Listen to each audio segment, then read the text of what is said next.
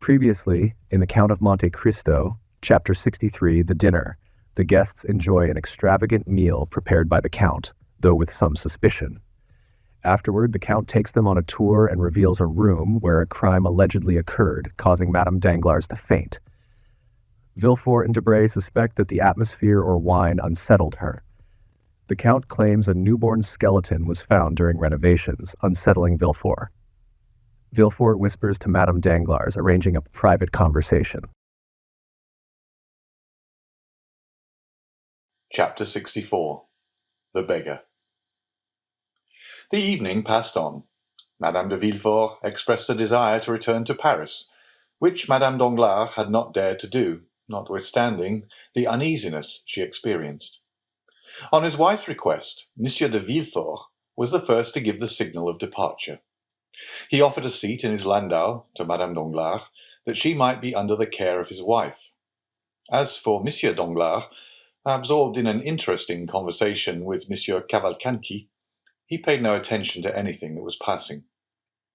While Monte Cristo had begged the smelling bottle of Madame de Villefort, he had noticed the approach of Villefort to Madame Danglars, and he soon guessed all that had passed between them, though the words had been uttered in so low a voice as hardly to be heard by Madame Danglars. Without opposing their arrangements, he allowed Morel, Château Renaud, and Debray to leave on horseback, and the ladies in Monsieur de Villefort's carriage. Danglars, more and more delighted with Major Cavalcanti, had offered him a seat in his carriage. Andrea Cavalcanti found his tilbury waiting at the door. The groom, in every respect a caricature of the English fashion, was standing on tiptoe to hold a large iron grey horse. Andrea had spoken very little during the dinner. He was an intelligent lad, and he feared to utter some absurdity before so many grand people, amongst whom, with dilating eyes, he saw the king's attorney. Then he had been seized upon by Danglars, who, with a rapid glance at the stiff-necked old major and his modest son, and taking into consideration the hospitality of the Count, made up his mind that he was in the society of some nabob come to Paris to finish the worldly education of his heir. He contemplated with unspeakable delight the large diamond which shone on the Major's little finger. For the Major, like a prudent man, in case of any accident happening to his banknotes, had immediately converted them into an available asset. Then, after dinner, on the pretext of business, he questioned the father and son upon their mode of living, and the father and son, previously informed that it was through Danglars, the one was to receive his 48,000 francs, and the other 50,000 livres annually, were so full of affability that they would have shaken hands even with the banker's servants. So much did their gratitude need an object to expend itself upon. One thing, above all the rest, heightened the respect, nay, almost the veneration of Danglars for Cavalcanti. The latter, faithful to the principle of Horace, nil admirari, had contented himself with showing his knowledge by declaring in what lake the best lampreys were caught. Then he had eaten some without saying a word more. Danglars, therefore, concluded that such luxuries were common at the table of the illustrious descendant of the Cavalcanti, who most likely in Lucca fed upon trout brought from Switzerland, and lobsters sent from England by the same means used by the Count to bring the lampreys from Lake Fusaro, and the sterlet from the Volga. Thus it was with much politeness of manner that he heard Cavalcanti pronounce these words: "Tomorrow, sir, I shall have the honour of waiting upon you on business." "And I, sir," said Danglars, "shall be most happy to receive you."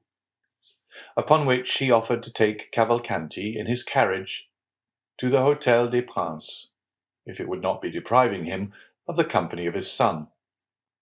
To this Cavalcanti replied by saying that for some time past his son had lived independently of him, that he had his own horses and carriages, and that not having come together, it would not be difficult for them to leave separately. The Major seated himself, therefore, by the side of Danglars, who was more and more charmed with the ideas of order and economy which ruled this man, And yet who, being able to allow his son 60,000 francs a year, might be supposed to possess a fortune of 500,000 or 600,000 livres? As for Andrea, he began by way of showing off to scold his groom, who, instead of bringing the tilbury to the steps of the house, had taken it to the outer door, thus giving him the trouble of walking 30 steps to reach it. The groom heard him with humility, took the bit of the impatient animal with his left hand, and with the right held out the reins to Andrea, who, taking them from him, rested his polished boot lightly on the step. At that moment, a hand touched his shoulder. The young man turned round, thinking that Danglars or Monte Cristo had forgotten something they wished to tell him, and had returned just as they were starting.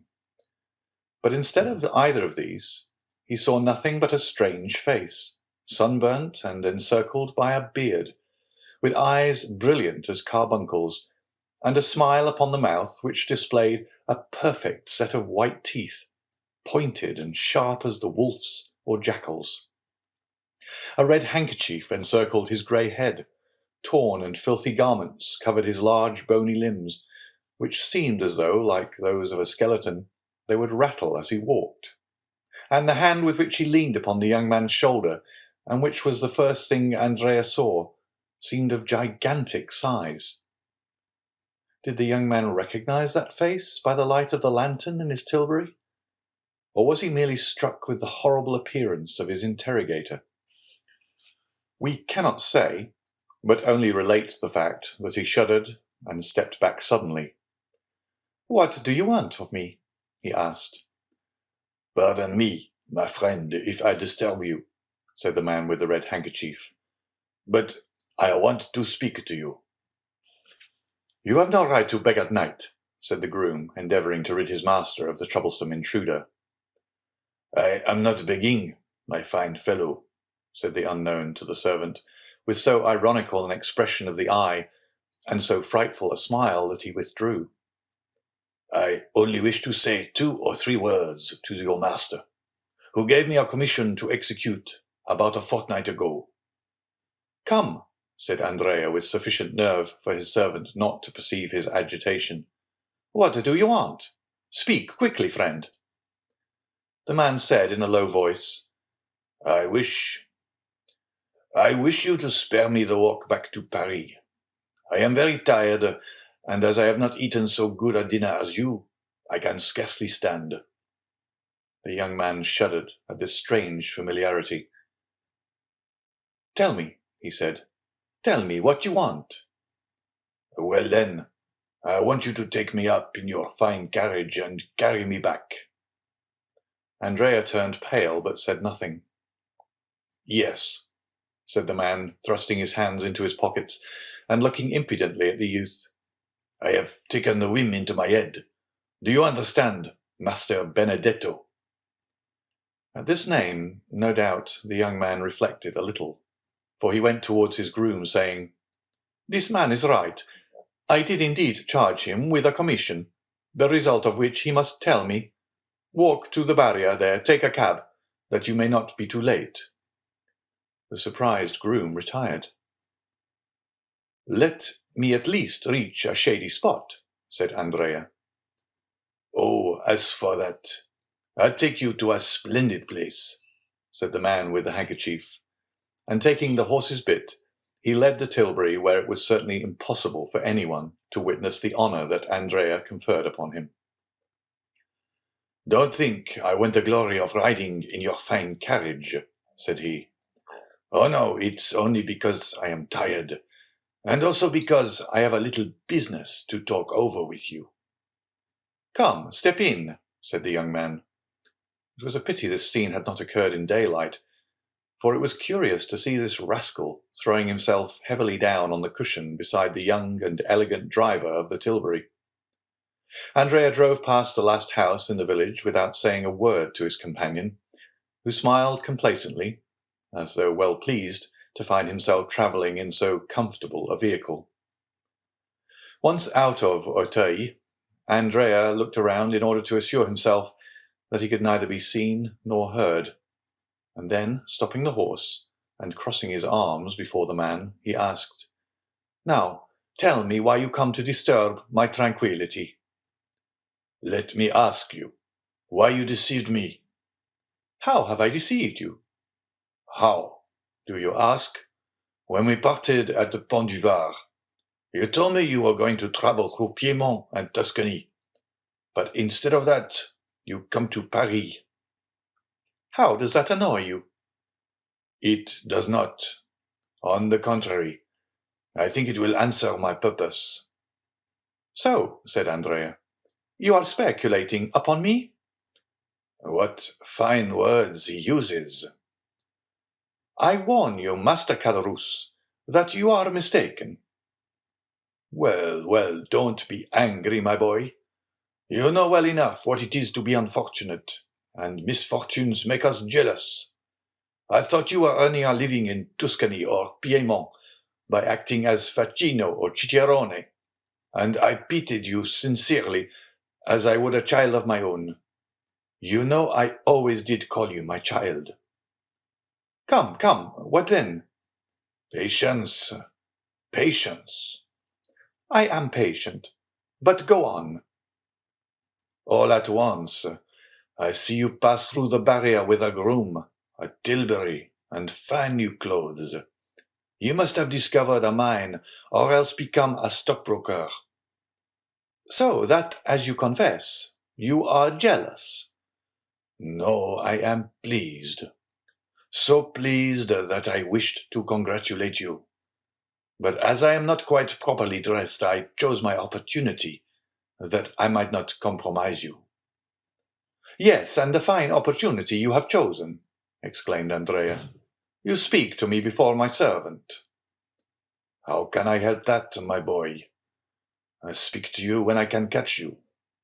You have a quick horse, a light tilbury. You are naturally as slippery as an eel. If I had missed you tonight, I might not have had another chance." "You see, I do not conceal myself." "You are lucky. I wish I could say as much, for I do conceal myself. And then I was afraid you would not recognize me, but you did," added Caderousse with his unpleasant smile. "It was very polite of you." "Come," said Andrea, "what do you want?" "You do not speak affectionately to me, Benedetto, my old friend. That is not right. Take care, or I may become troublesome." This menace smothered the young man's passion. He urged the horse again into a trot.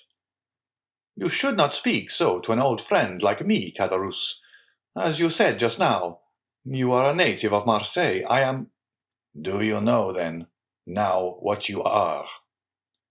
"No, but I was brought up in Corsica.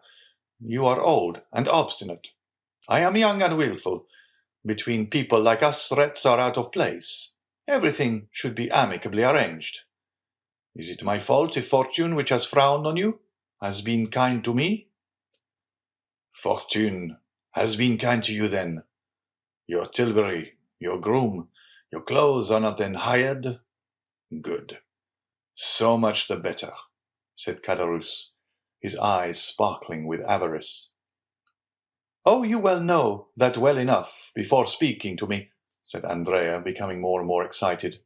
"If I had been wearing a handkerchief like yours on my head, rags on my back, and worn-out shoes on my feet, you would not have known me."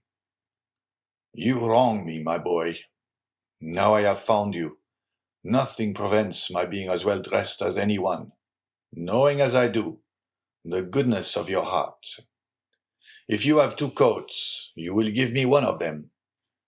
I used to divide my soup and beans with you when you were hungry." "True," said Andrea. "What an appetite you used to have! Is it as good now?" "Oh, yes," replied Andrea, laughing. "How did you come to be dining with that prince whose house you have just left?" "He is not a prince, simply a count." "A count, and a rich one too, eh?" "Yes, but you had better not have anything to say to him, for he is not a very good-tempered gentleman. Oh, be easy. I have no design upon your count, and you shall have him all to yourself, but, said Caderousse, again smiling, with a disagreeable expression he had before assumed, you must pay for it, you understand? Well, what do you want? I think that with 100 francs a month, well, I could live. Upon 100 francs? Come, you understand me, but that with 150 francs I could be quite happy. Here are 200, said Andrea, and he placed 10 gold louis in the hand of Caderousse. Good, said Caderousse. Apply to the steward on the first day of every month, and you will receive the same sum. There now, again you degrade me. How so? By making me apply to your servants, when I want to transact business with you alone. Well, be it so, then. Take it from me, then.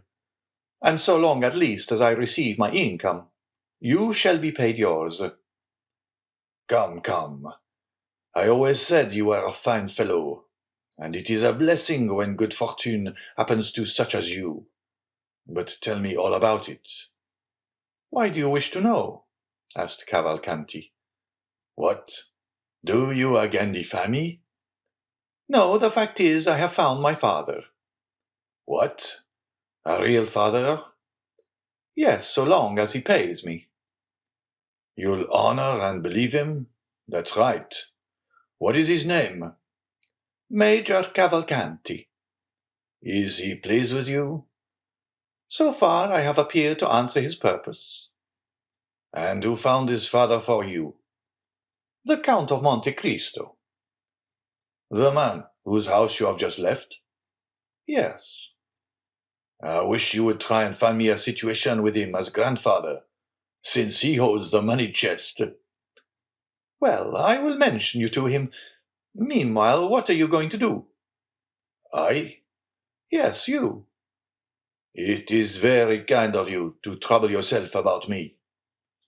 Since you interest yourself in my affairs, I think it is now my turn to ask you some questions. Ah, true. Well, I shall rent a room in some respectable house, wear a decent coat, shave every day, and go and read the papers in a cafe. Then in the evening I should go to the theatre. I shall look like some retired baker. That is what I want.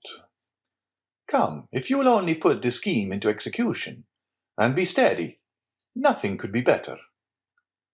Do you think so, Monsieur Bossuet? And you, what will you become? A peer of France? Ah, said Andrea, who knows? Major Cavalcanti is already one, perhaps, but then hereditary rank is abolished. No politics, Caderousse. And now that you have all you want, and that we understand each other, jump down from the tilbury and disappear. Not at all, my good friend. How? Not at all? Why, just think for a moment. With this red handkerchief on my head, with scarcely any shoes, no papers, and 10 gold Napoleons in my pocket, without reckoning what was there before, making in all about 200 francs. Why, I should certainly be arrested at the barrier.